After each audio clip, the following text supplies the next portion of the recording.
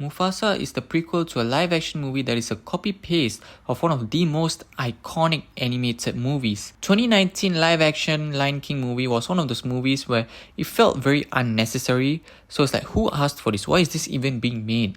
And then the film goes on to make $1.6 billion, and then you realize, holy shit, there's a huge audience for this movie. There were a lot of people excited for this one. This one, however, Mufasa the Lion King, I was actually curious. Unlike Lion King 2019, it's not telling the same story over again. And I got to say, they actually tried with this movie. There's both good and bad here. The whole movie is just Rafiki telling Simba's daughter the story of her grandfather. The main moral of the story is that the king is not defined by his blood, but by his morals, personality, his behavior, and that's what makes a true king. And you can see this in the movie where Mufasa comes from a decent background. He doesn't have royal blood or anything, whereas Taka aka Scar has royal blood, but he's not fit to be king. So here's a quick plot synopsis. Mufasa gets lost from his family and ends up somewhere far away, saved by Taka aka Scar, and now Mufasa is his adopted brother, at least to the mother. The father doesn't like outsiders, so he does not acknowledge Mufasa.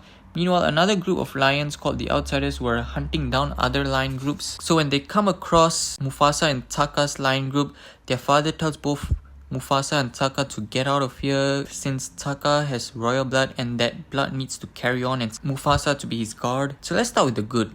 The cinematography. There were a lot of great shots in this movie, especially seeing lions prowling through the thick bushes when attacking. It felt like watching a nature documentary, and that was really cool. The lighting is pretty cool too. It's really awesome. A lot of iconic shots. The movie is very entertaining and fun to a certain degree. I'll give them that. It also added on to the original story, especially with Scar's character. You see why in the original movie he's just sitting around and asking the females to go do the hunting and all that while he just rests in his area.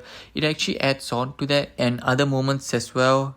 And like I mentioned earlier, it does have a good moral in the story that young children can get behind. The moral of the story being, it's not your background or where you came from that matters, it's what you do that matters. It's not who I am underneath, but what I do that defines me. It's your personality and your behavior, that's what matters most. Those are the only good stuff in this movie. Let's get to the drawbacks. Let's start with the biggest problem with this movie, the songs. Yes, the songs are bad, annoying even.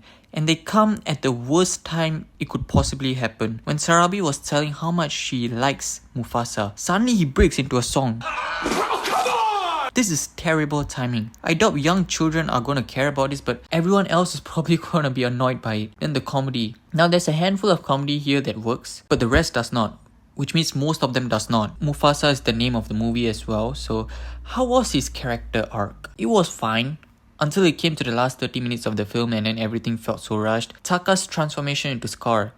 I see reviewers saying it was because of one decisive moment in this film that he turned bad. So I can see some people assuming that it's not like a build-up, there's no proper build-up to it. Well, here's the thing. There actually was a proper build-up to it, to that moment where he turns bad, but it was mostly through dialogue, not action, so that's why it kind of didn't feel fleshed out. The VFX and animation, just like the 2019 remake, it is soulless and bland. There is a tiny bit of emotions, but it's negligible since the improvement is only a very small amount. And also, yeah, the movie is too long for its own good. They should have shortened it. This is not a bad movie per se, neither is it a good movie. It's teetering somewhere in the middle. It's okay, I guess. Young children will probably find it entertaining, take away a good moral lesson. If you like stories about two friends who were close to each other at the beginning, and then by the end of the film they split up, they went by their own paths and they became enemies of each other, I still think Transformers 1 did that storyline better compared to this film. So if that's what you're looking for, I highly recommend you watch Transformers 1 over this. If you like this video, click the like button. If you want to see more, subscribe to my channel. See you guys next time, guys. Always the best.